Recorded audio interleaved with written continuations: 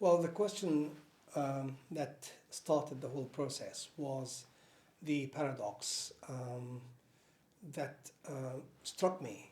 How is it that highly educated professional women are converting to Islam when all the stereotypical images of Islam in the media and in society at large say this is a faith that is repressive towards women? The natural sort of response against that background would be to say, well, we shouldn't convert to Islam, but there are women who are converting to Islam. So I was, as a scholar, I was excited by this paradox, and I felt it would be a good idea to try to look into it and to find out the reasons behind it, and at the same time to get the narratives of the women who have participated in the project. Well, it depends upon what you mean by community. I would say, as converts, they're labeled as one group. And they may, at the start of a conversation or a meeting, think of themselves as one group. But then when they start to look into that category of converts as a group, a little bit further and deeper, they would then discover that there are some differences. But that's always the case with any community, with any society. So, for example, in terms of ethnicity, the report talks about white women and Afro-Caribbean women. Now, these are two large categories, but we know that there are some differences in the way their conversion is perceived and paraded in society, which somehow then becomes a way of saying, well, these are different things and we have to be sensitive to them. I think in the report we talk about the relationship between converts and heritage Muslim communities, because the Muslim communities come from different backgrounds. The majority in this country are from South Asia, but then within that there are different traditions. But also there are other Muslims, like Arabs, there are Turks, there are Iranians and others. The relationship is, again, varies. There is support, but at the same time, sometimes there's benign neglect. And converts will say that they have received enormous support from heritage Muslim communities. But some of them will say, well, we've also been neglected. So it is not possible to categorize this in a monolithic kind of way. Now, what does a Muslim convert need when they come into Islam? They need lots of things. First of all, if they have, for example, been driven away from their family and social network, they need adoptive families, they need new social networks. They need also to be educated in their new religion, and that has to be done with sensitivity and also with an understanding that the conversion experience is not, the conversion is not the end point, it's actually the start of a new process. Well, first of all, the report gets away from the question of numbers, and that was not accidental, it was on purpose. Because the numbers have been read politically by different people, and they've been paraded politically by sometimes members of the Muslim community.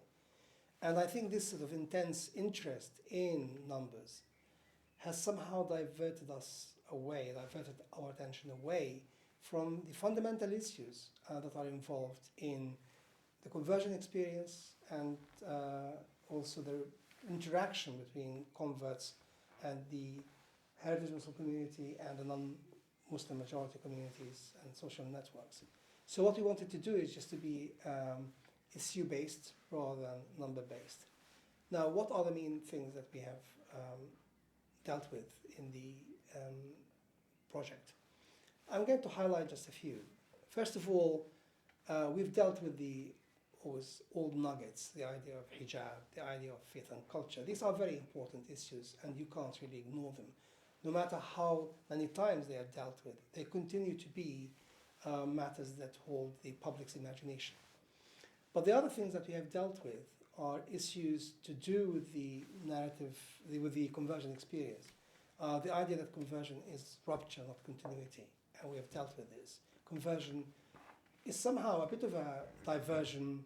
It needs different modes of navigation, but it is seen by converts as a continuity of something that precedes conversion and continues into conversion.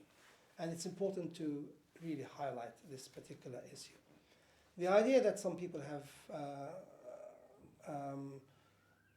that conversions are not the same. Of course, conversions are not the same, but the categorization of conversions into those that are of convenience and those that are of conviction is not a valid one.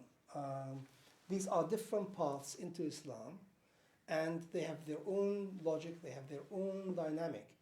But what underpins them all at the end of the day is the spiritual side of the conversion experience.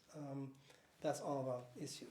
A third issue that we have dealt with is the ethnicization of the conversion experience.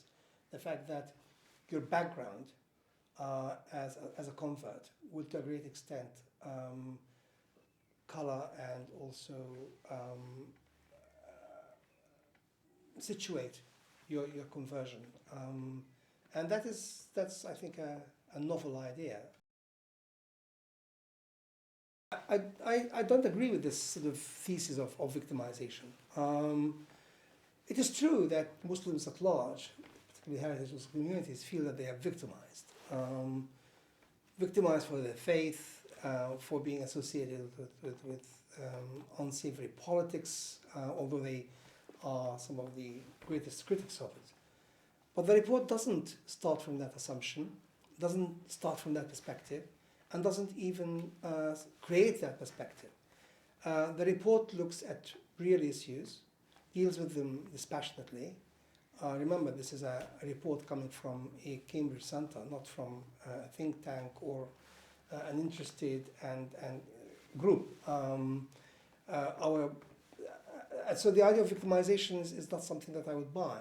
The report deals with issues that, in fact, it would have been better not to deal with, because it might provide those who are ill-intentioned with sticks to beat the Muslim community and the convert Muslim community with. The fact that these converts have opened up and talked about them reveals to me that this is a group that is comfortable in its own skin, that is at ease with itself in spite of all the tensions, all the difficulties that come with conversion. It's a group that wants to engage issues with Muslims or non-Muslims, and that is definitely not victimization, absolutely not. Frightening to begin with. I was absolutely terrified.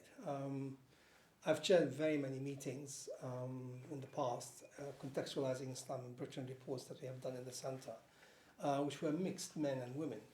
But to be the only man amongst a group of women, first of all, I was very self-conscious. I was also had the fear of being a non-convert. I'm a non-convert male. I was an outsider in two ways. I was male and I was also a non-convert. But it was an enriching experience. As a linguist, I've always sort of understood that there are gender-based differences in the way that men and women talk. And one of the things that I really liked about the symposium is that it taught me ways of talking, ways of interacting, ways of displaying emotion but holding back emotion. And